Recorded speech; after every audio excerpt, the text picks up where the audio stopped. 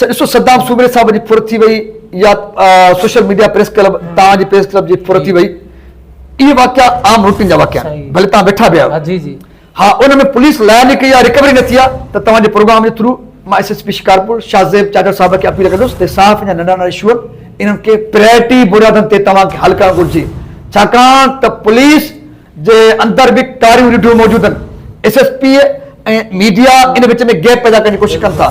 मां सम्झां थो इहो सबबु तव्हांजी रिकवरी बि न थी आहे ऐं सद्दाम सुमेर साहब जी रिकवरी न थी आहे।